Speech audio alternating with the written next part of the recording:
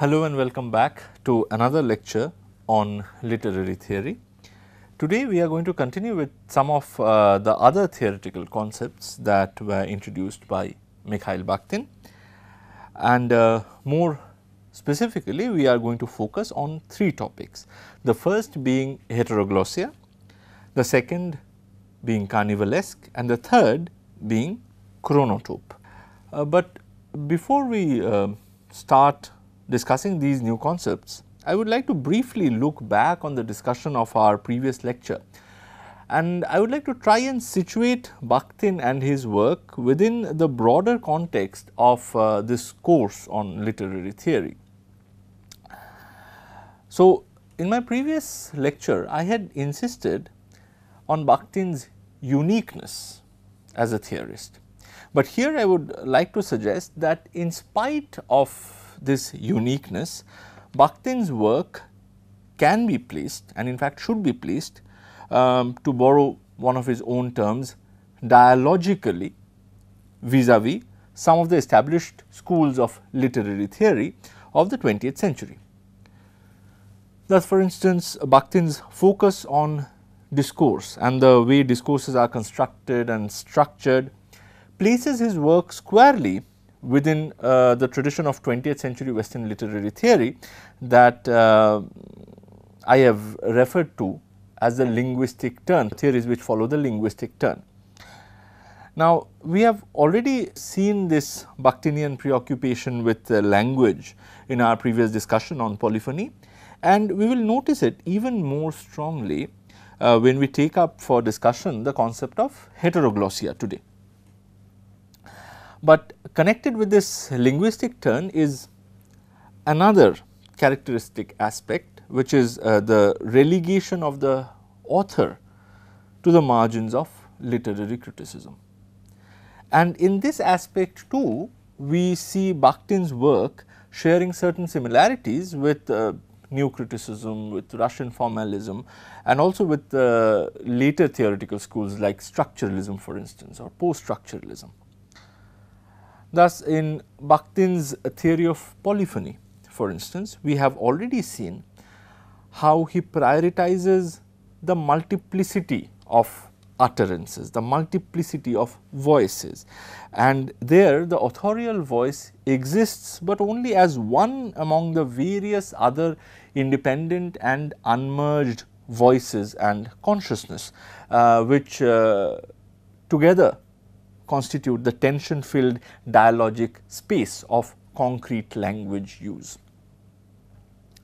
However, even while taking note of these connections and these overlaps, we will need to be aware, we will sort of need to remember that Bakhtin's theory does have its own peculiarities and singularities, which do not allow us to very easily categorize Bakhtinian work as either part of Russian formalism or as part of the later post-structuralist movement, and this I have already told you in my previous lecture, but this we need to remember. And as we deal with more of his theoretical concepts today, this uniqueness of Bakhtin should become even more apparent to us. So, the first theoretical concept that we would focus on is heteroglossia, and the text that we would use to understand this concept is two of Bakhtin's long essays that were later compiled in the English edition titled The Dialogic Imagination. So, the names of these essays are Discourse in the Novel, which is an essay that I have already briefly touched upon in my previous lecture, and the other one is titled From the Prehistory of Novelistic Discourse. Now, as you will remember, Bakhtin, through his concept of polyphony, was already working on a theory of multiplicity or plurality of discourses. But in his Dostoevsky book, which was our primary focus in our previous lecture, this exploration was framed as well as limited by his readings of Dostoevsky's novels. Nevertheless, even then a careful reader of Bakhtin's study on Dostoevsky would be able to perceive, would be able to notice that this polyphonic plurality is not merely a feature of the novel of a particular novel or novels of a particular author, but rather it is a more widespread phenomenon that is inherent to how language is used, concrete language uses.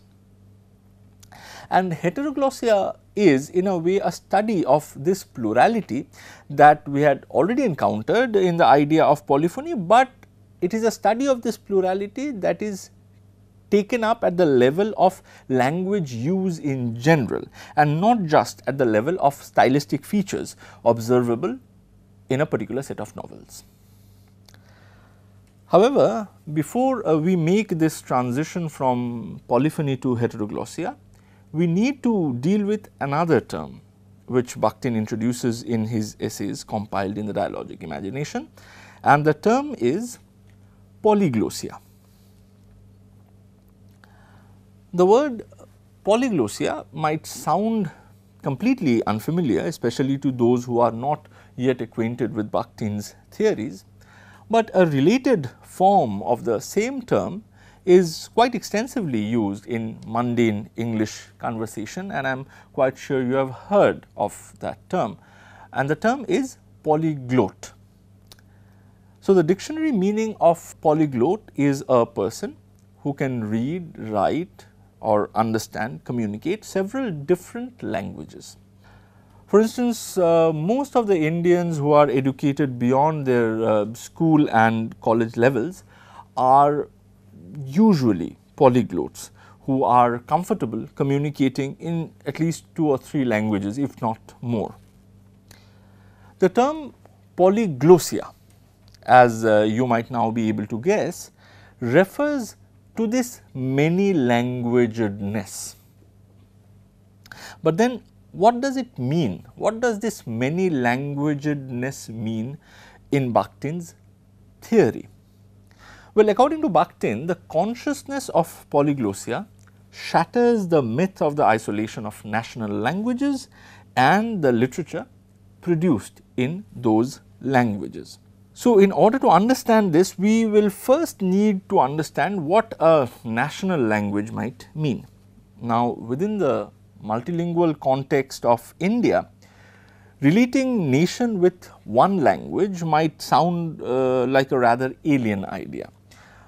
But the sense of nationalism, as it started spreading in Europe from after the French Revolution, was mainly pivoted on the concept of linguistic similarity.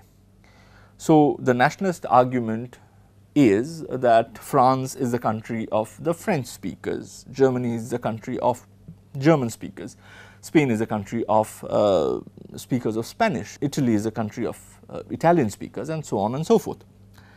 Now, you will also have to remember here that the boundaries of these European nations as individual nation states only got fixed after the First World War. So, the idea of nation state as a pervasive phenomenon is really something that is very recent in world history. But nonetheless, the point is, in Europe there is till date a very strong correlation between nation and language. So, for instance, the national language of France would be French, the national language of Germany would be German, and so on and so forth. In contrast, if you look at the Indian context, you will see that we do not have a single national language. So, unlike what many of us might think, Hindi is not the national language of India, and in fact, there is even a Gujarat High Court judgment on this matter. But of course, Bakhtin was writing within the European context, and within that context, speaking about national languages and national literatures produced in those languages made perfect sense.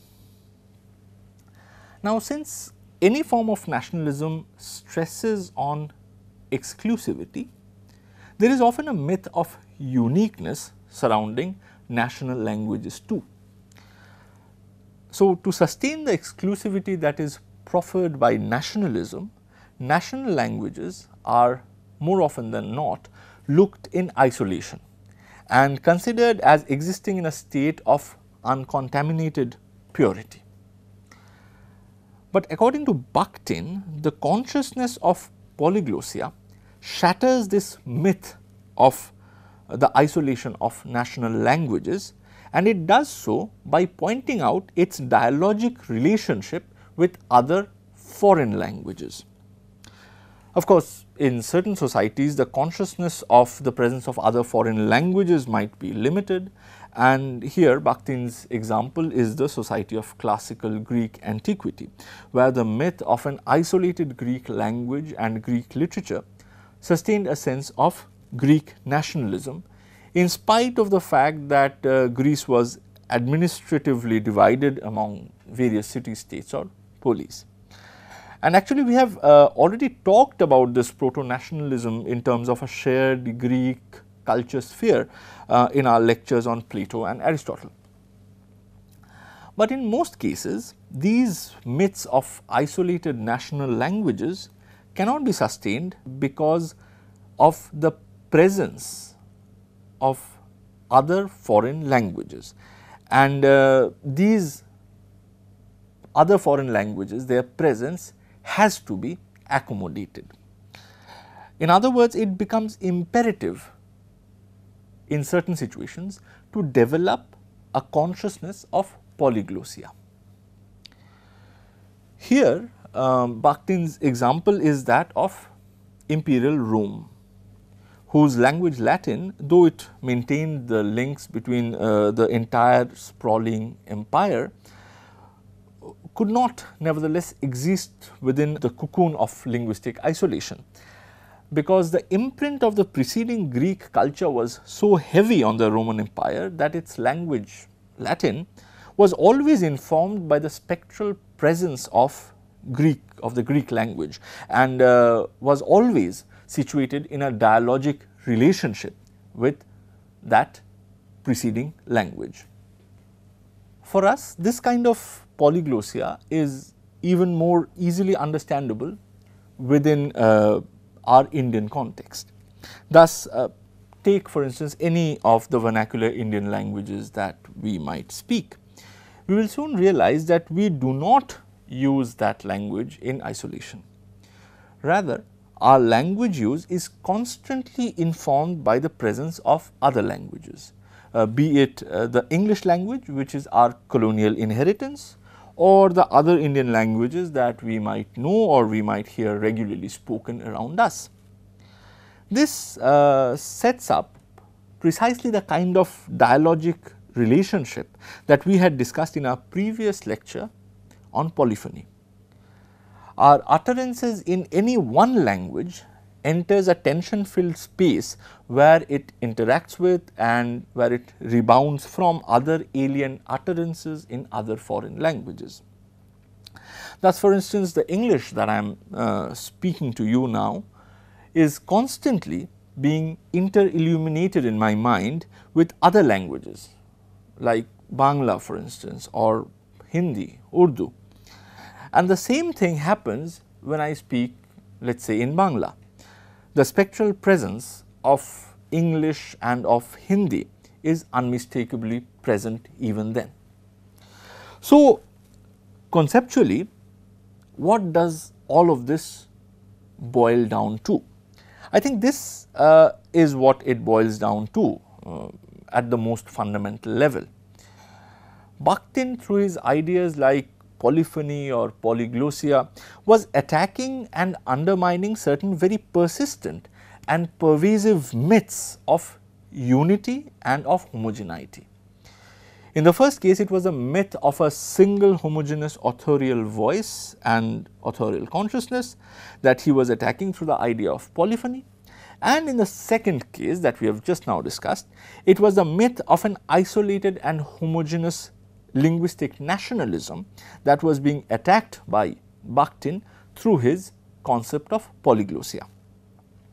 It is precisely in the place of this unity, this homogeneity, this singleness, that Bakhtin was offering his idea of dialogism, of a dialogic relationship where a plurality of elements, be they different voices or different languages, all of them interpenetrate and interilluminate each other.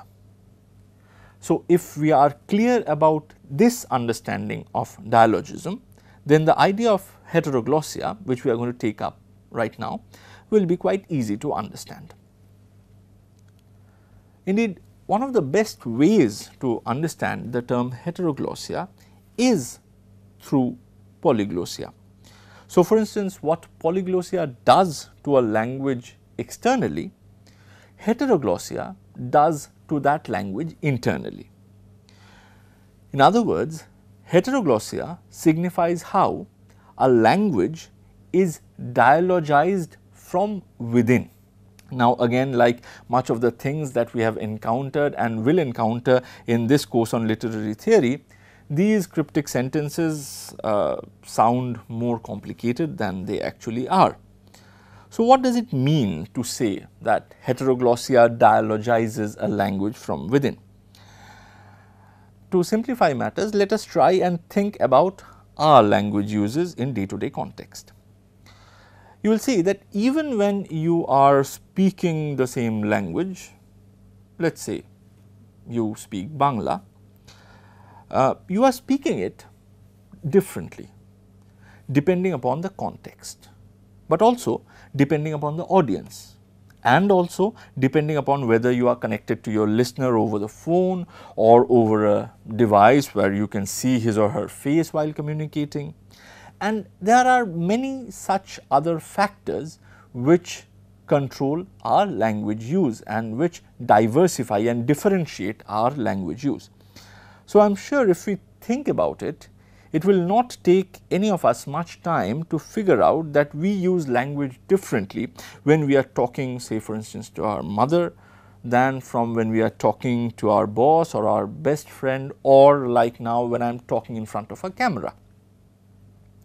This means that even when we are talking in one particular language, we took the instance of Bangla, but you can think of any other language that you are familiar with. Even if we are talking in that one language, our language use is thoroughly stratified, is thoroughly pluralized from within. In fact, Bakhtin in his essay Discourse in the Novel provides a much more comprehensive list of such internal stratification, which goes beyond the examples that I have just cited. Thus, Bakhtin talks about social dialects, language that is characteristic of group behavior. So, as I said, we talk differently when we are amongst our group of friends than when we are not. Professional jargons, generic languages, languages of generations and age groups. Your grandmother, I am sure you have noticed, talks differently, uses the language differently than you do. Tendentious languages, languages of the authorities of various circles and of passing fashions, languages that serve the specific socio-political purposes of the day. Every day we come across some slogan or the other, and language that serves the specific purposes not even of the day but even of the hour, because each day, Bakhtin says, has its own slogan, its own vocabulary, its own emphasis.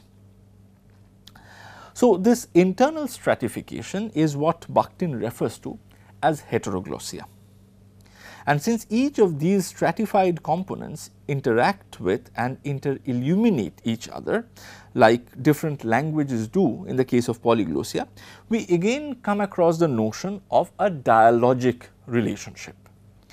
Thus, whereas polyglossia dialogizes a language from without, by bringing it in contact with other foreign languages, heteroglossia dialogizes a language from within by establishing an interplay between the various stratifications of that language's use, which typically pitches different characters from different social strata against each other in different conditions and different contexts, would obviously be a literary form where the use of dialogism of language would be the most markedly observable.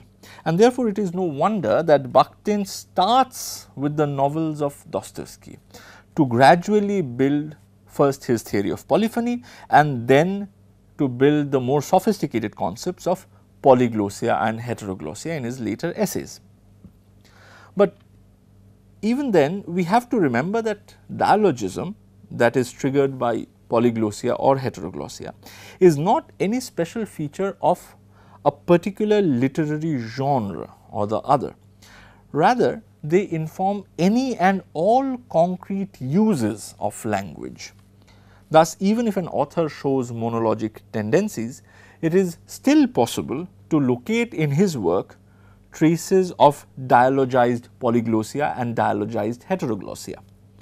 Indeed, as we will see later, reading a text against its grain and locating the traces of plurality of voices beyond the authorial consciousness is one of the characteristic features of a literary theory like postcolonialism. But for now, let us move forward and take up for our discussion another typical Bakhtinian concept, which is the carnivalesque. The word carnivalesque is derived from the more familiar root word, which is carnival, and carnival signifies generally an occasion of festivity, an occasion of celebration. And the most iconic image that comes up in our mind when we discuss carnival is the image of some kind of a spectacle involving parades of riotous crowds, of unusually bright colors and dresses, and generally of scenes of wild revelry and abandon. Bakhtin points out that such carnivals were an integral part of the medieval European social life. Riotous spectacles, which even today form the principal image of a carnival, could be regularly seen in the market squares of all medieval European towns and cities. Now, Bakhtin observes that these bawdy celebrations, which characterized the spirit of carnival, they were deeply subversive in nature. So, the spectacles usually revolved around the willful suspension of the social rules and hierarchies that were otherwise very strictly imposed. For instance, in a carnival, one could see a buffoon playing the role of a king, or for instance, ecclesiastical figures, very respected figures, otherwise could be seen being parodied and being ridiculed in street acts during a carnival. So, in general, carnival involved, and in fact, it still involves to a certain extent, a limited extent, the turning upside down of the social norms as they were otherwise known, like the placing of the foolish over the wise, for instance, the poor over the rich, and so on. As Bakhtin notes, the underlying spirit of these carnivals was to challenge and even degrade the hierarchical regulations that guided the medieval societies and constructed the formal and official truth about it. And this is what Bakhtin writes in his book Rabelais and His World, which is the source text from which we can derive Bakhtin's idea of the carnivalesque. I quote from the book. Carnival celebrated temporary liberation from the prevailing truth and from the established order. It marked the suspension of all hierarchical rank, privileges, norms and prohibitions. Now, such turning upside down of the social hierarchies and norms through laughter dismantled, howsoever temporarily, the official and formal discourses and truths of social existence, and situated these official versions, official discourses, official truths within a field of multiple other possibilities. And this again brings us back to the notion of dialogism, because this tension filled space of contradictory, subversive and alternate social possibilities bring us back to that familiar concept of things being within a dialogic relationship, inter-illuminating each other. However, whereas we have so far encountered the idea of dialogism only in relation to language and its literary expressions, Bakhtin's writings on the spirit of carnival shows that the site of dialogism is as much social as linguistic. But then how does this conception of the carnivalesque spirit inform our understanding of Bakhtin's literary theory? Well, according to Bakhtin, with the advent of the Renaissance in Europe, carnivals were squeezed out of the public life by the state authority, of course, to control their subversive possibilities. However, Bakhtin argues that as the spirit of the carnivalesque was denied expression in the form of street spectacles, it was gradually observed from that time onwards by literature, and literary genres like parody, for instance, or satire started performing the same kind of subversion and degradation of the official truths and of the social hierarchies that were earlier done through carnival performances. And as an example of this absorption of the carnivalesque in literature, Bakhtin mentions the 16th century French writer François Rabelais, and he mentions his famous satirical prose piece named The Life of Gargantua and of Pantagruel. But what is important for us to note here is that according to Bakhtin, it is not this one work that is imbued with the spirit of the carnivalesque, though his book Rabelais and His World is primarily focused on this particular work and this particular author. What we need to note here is that the whole genre of the novel can be read as a literary form that is open to the tendencies of the carnivalesque. This is because, unlike an epic, for instance, which is a product of the hierarchical world of the pre-modern age and is therefore in complete sync with the official truths and the formal discourses of that world, a novel is still comparatively new. It is still an emerging genre which can not only accommodate the official discourses of the social hierarchy, but which can also accommodate at the same time parodic discourses ridiculing and challenging the official versions, the official truths, the official uses of language.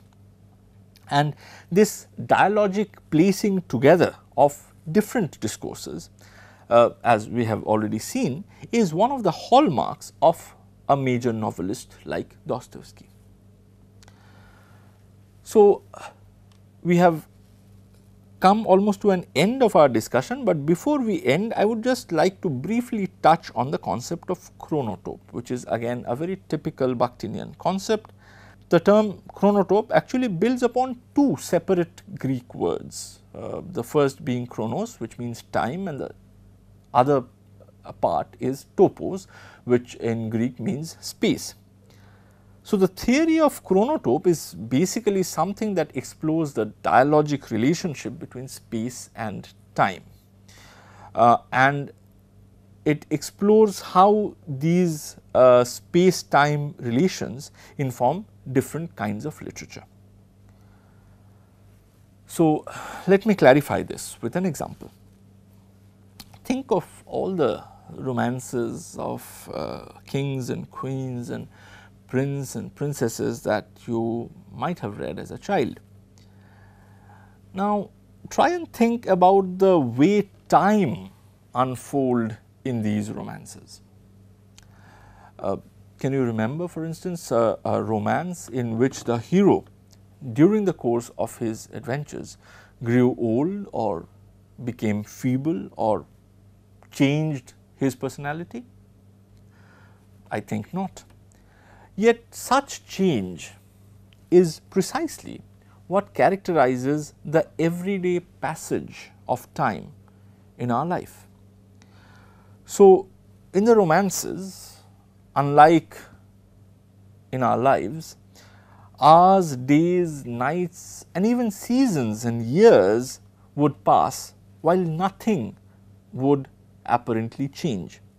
No one in these romances seemed to grow old or to age or even to change his or her attitude towards life or towards the fellow human beings.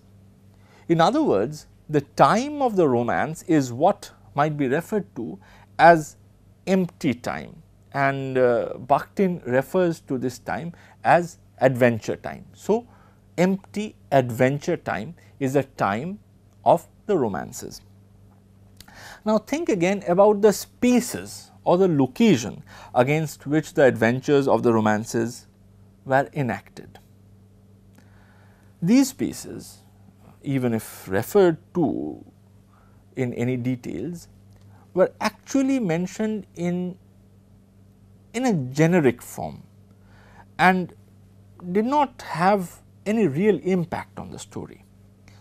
So, for instance, think of some of the Bollywood romances where neither the hero nor the heroine is usually seen growing old, and in these romances the locales in which their romantic tale unfolds is so irrelevant that the director is not even apologetic about shooting a sequence in distant Croatia, for instance, or Hungary or New Zealand for a film that is otherwise shot almost entirely in India. So, the empty adventure time in a romance is usually coupled with an empty space in which the adventure is enacted, and this coupling creates a unique chronotope that is unique to romances. But we need to remember that this chronotope or this space time relationship that I have just elaborated is not universal. So, for instance, if you were to compare this kind of time space relationship with the kind of time space relationship that is encountered in, let us say, a Bildungsroman, you will see that the chronotope that is used there is completely different. And it is completely different primarily because unlike in a romance, in a Bildungsroman, the entire story hinges on the idea that the protagonist actually grows and the protagonist changes over a period of time. So, the chronotope used in a romance cannot sustain the narrative of a Bildungsroman. But unfortunately, because of time constraint, I am unable to explore in further details the various different kinds of chronotope that Bakhtin writes about. But I would definitely encourage you to study them in his essay titled Forms of Time and of the Chronotope in the Novel. That essay is also part of the compilation, The Dialogic Imagination. And so, with this we end our discussion on Bakhtin and his theories of dialogism. In our next lecture, we will again take up a new topic. Thank you.